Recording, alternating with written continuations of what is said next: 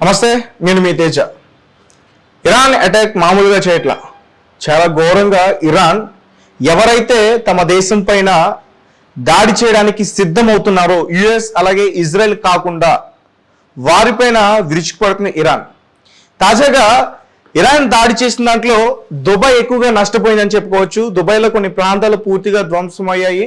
అలాగే దుబాయ్లో ఉన్న అమెరికాకి సంబంధించిన ఎయిర్ బేస్లు కావచ్చు, సైనిక స్థావరాలు కావచ్చు, ఇవన్నీ కూడా పూర్తి స్థాయిలో ధ్వంసం చేసిందనే చెప్పాలి ఇరాన్. సో నిన్నటి వరకు మనం ఇజ్రాయెల్ ఇరాన్ పైన అటాక్ చేస్తుందని, యుఎస్ ఇరాన్ పైన అటాక్ చేస్తుంది, చాలా ఘోరంగా నష్టపోయారు, ఇటువంటి వార్తలు విన్నాం. బట్ తాజాగా ఇరాన్, ఇజ్రాయెల్ అలాగే యుఎస్ వారికి సంబంధించిన ప్రాంతాల్లో చాలా తీవ్రంగా నష్టం కలిగించే దాడులు చేస్తుంది. సో రీసెంట్గా అమెజాన్ డేటా సెంటర్, సో దీనిపైన అటాక్ చేసింది. యుఏఈలో ఉంది Amazon data centre, Amazon web services AWS, దీనిపైన అటాక్ చేశారు. మార్చ్ 1వ తేదీ ఎర్లీ మార్నింగ్ బాలిస్టిక్ మిసైల్తో అటాక్ చేయడం అయితే జరిగింది.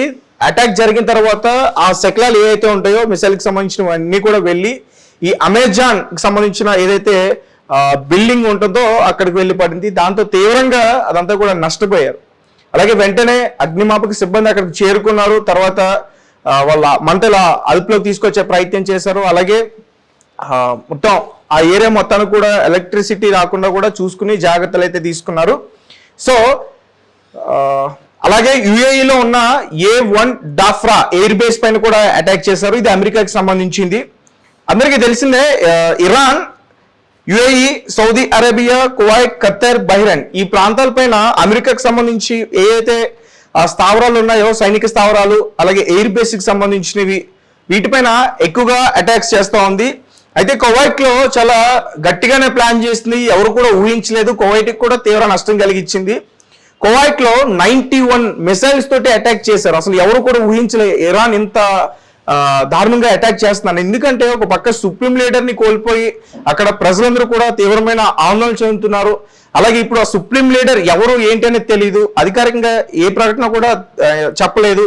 అలాగే 40 రోజుల పాటు ఒక సంతాప సభను కూడా ఏర్పాటు చేయడం అయితే జరిగింది.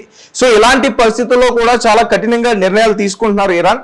97 మిసైల్స్ తో అయితే వాళ్ళు అటాక్ చేయడం జరిగింది. అలాగే 282 ఆ డ్రోన్స్ తోటి కూడా క్షిపణులతోటి కూడా అటాక్ చేయడానికి సిద్ధమైంది ఇరాన్. అలాగే మిడిల్ ఈస్ట్ కంట్రీస్లో అయితే మాత్రం ఇప్పుడు చాలా తీవ్రం పరిస్థితి అక్కడ ఉంది.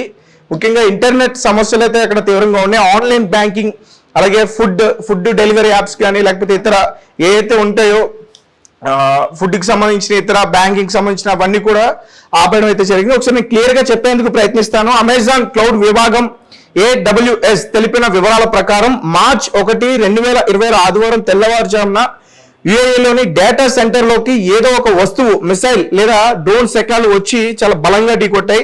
దీనివల్ల డేటా సెంటర్లో ఒక్కసారిగా నిప్పురవ్వలు చెలరేగి భారీగా మంటలు కూడా వ్యాపించాయి. స్థానిక అగ్నిమాపక సిబ్బంది మంటలను ఆపే క్రమంలో ముందు జాగ్రత్తగా చర్యకు ఆ సెంటర్కు విద్యుత్ సరఫరా నిలిపివేశారు.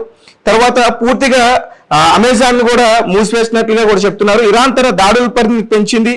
కేవలం ఇజ్రాయెల్ మాత్రమే కాకుండా గల్ఫ్ ప్రాంతంలో అమెరికా సైనిక స్థావరాలను లక్ష్యంగా చేసుకుని ఇరాన్ విరుచుకుపడుతుంది. ఫిబ్రవరి 28 నుండి ప్రారంభమైన ఈ ప్రతిదాడుల్లో యుఏఈలోని ఆల్ డఫ్రా ఎయిర్ బేస్, దుబాయ్లోని జబై ఆలీ పోర్ట్ వంటి కీలక ప్రాంతాలను ఇరాన్ లక్ష్యంగా చేసుకుంది. ఈ క్రమంలోనే విమానాశ్రయాలు, రేవులు అలాగే నివాస ప్రాంతాలపై జరిగిన దాడుల ప్రభావంతో అమెజాన్ డేటా సెంటర్ కూడా మంటలో చిక్కుకుంది. దుబాయ్, అబుదాబి నగరాల్లో పేలుళ్ల శబ్దాలు విన్నామని అక్కడ కొంతమంది స్థానికులు కూడా చెప్తున్నారు.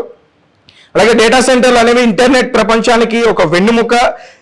చాలా మంది, లక్షలాది మంది కంప్యూటర్ సర్వర్లు నిరంతర పనిచేస్తూ ప్రపంచవ్యాప్తంగా వెబ్సైట్లు, యాప్లు, ఆన్లైన్ సేవలను నడిపిస్తూ ఉంటారు. ఈ ఘటన వల్ల AWS, అమెజాన్ వెబ్ సర్వీసెస్ ఏవైతే ఉన్నాయో EC2 నెట్వర్కింగ్ డేటాబేస్ సేవలకు ఖచ్చితంగా అంతరాయం కలిగిందనే చెప్పాలి. ఈ సెంటర్ మూతపడడంతో మిడిల్ ఈస్ట్ ప్రాంతంలో ఇంటర్నెట్ సేవలు, online banking, food delivery apps అలాగే క్లౌడ్ ఆధారిత అప్లికేషన్స్ నెమ్మదించాయి. వినియోగదారులు కూడా ఇతర ప్రాంతాల్లో ఉన్న సర్వర్లను కాపాడుకోవాలని చెప్పేసి అమెజాన్ ఆల్రెడీ వాళ్ళకి సూచనలు కూడా తెలియజేశారు. సో ఏదేమైనప్పటికీ ఇరాన్ ఒక భారీ యుద్ధం అయితే చేస్తుందని ఖచ్చితంగా చెప్పుకోవచ్చు. ఎవరైతే సపోర్ట్ చేస్తున్నారో యుఎస్ కి అలాగే ఇజ్రాయెల్ కి వారిపైన కూడా భారీగా అటాక్స్ చేస్తుంది బాలిస్టిక్ మిసైల్స్ తోటి. సో చూద్దాం ట్రంప్ కూడా చాలా సీరియస్ గా ఉన్నారు, ఇరాన్ పైన ఈసారి భారీగానే అటాక్ చేయడానికి సిద్ధం అవుతున్నారంటూ కూడా చెప్తున్నారు. ఇప్పటి వరకు చిన్న చిన్న మిసైల్స్ వెళ్ళి అటాక్ చేస్తున్నాయి, డ్రోన్ల ద్వారా మిసైల్స్ ద్వారానే వెళ్ళి అటాక్ చేస్తున్నాయి. బట్ ఇంకా భారీగా పెద్ద స్థాయిలో ఈసారి ఇరాన్ కి నష్టం కలిగించేటట్టు ట్రంప్ సీరియస్ గా యాక్షన్ తీసుకోబోతున్నారంటూ కూడా చెప్తున్నారు. చూద్దాం మరి ఈ సాయంత్రానికి ఏదైనా కావచ్చు ఇరాన్ లో. Thank you for watching. Thank you so much.